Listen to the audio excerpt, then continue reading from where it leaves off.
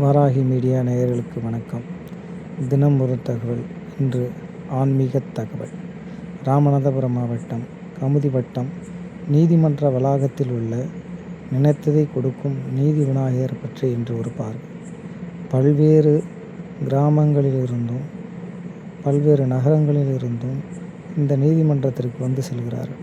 அவர்களுக்கெல்லாம் நீதியை வழங்கக்கூடிய நீதி விநாயகராக திகழக்கூடியவர் தான் இந்த நீதி விநாயகர். முன்னொரு காலத்தில் இது ஒரு காடு பகுதியாக இருந்தது.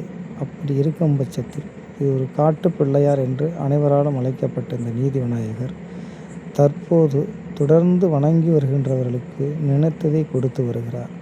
அது மட்டுமன்றி இவர் பல்வேறு மக்களுடைய குறைகளை தீர்த்து வைத்ததால் தொடர்ந்து இந்த நீதி விநாயகருக்கு வருகின்ற மக்களுக்கு பலன்கள் அதிகமாக கிடைத்திருக்கிறது என்பதுதான் உண்மையும் கூட.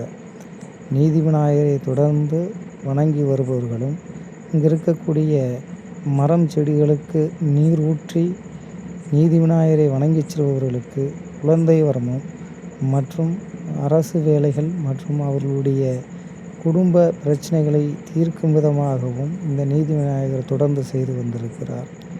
இவரை வணங்கக்கூடியவர்கள் ராமநாதபுரம் மாவட்டம் கமுதி வட்டம் கோட்டைமேட்டில் இருக்கக்கூடிய கமுதி நீதிமன்ற வளாகத்திலேயே இருக்கிறார். பல்வேறு வருடங்களாக வெயில் மழை என வெளிப்படையான வெட்ட வெளியிலே வேம்பு மரத்து அடியிலே அதுவும் சக்தியின் ரூபமாக திகழக்கூடிய சூலாயுதம் போல் இருக்கக்கூடிய வேம்பின் அடியில் இவர் காட்சி அளித்து வருகிறார்.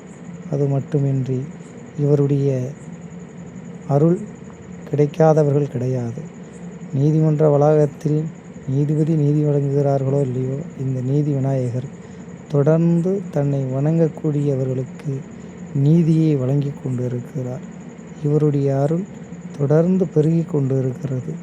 மக்கள் இன்னும் வரத் தொடங்கி இருக்கிறார்கள். அது மட்டுமின்றி சதுர்த்தி தினங்களிலே தொடர்ந்து நீதி விநாயகருக்கு சிறப்பு அபிஷேகம் மற்றும் பூஜைகள் ஒவ்வொரு பக்தர்களாலும் அவர்களாலவே நடத்தப்பட்டு கொண்டிருக்கிறது.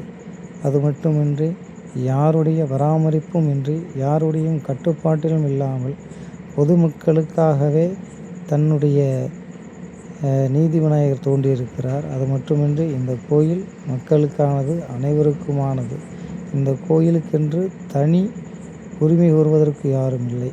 ஆகையால் நீதி விநாயகரை மனதார வேண்டுகிற அனைவருக்கும் நீதியை வழங்கி பல்வேறு பக்தர்களுக்கு அருளாசி புரிந்து கொண்டிருக்கக்கூடிய காட்டுப்பிள்ளையார் என்கின்ற நீதி விநாயகரை வணங்குவதற்கு அனைவரும் வாரீர். அது மட்டுமின்றி உங்கள் வேண்டுதல் ஓரிரு மாதங்களிலே நிறைவேறுகிறது என்பதுதான் இங்கு இருக்கக்கூடிய அதிசயத்தில் ஒன்று. நீங்கள் நீதி விநாயகரை வணங்க வாருங்கள். நன்றி, வணக்கம்.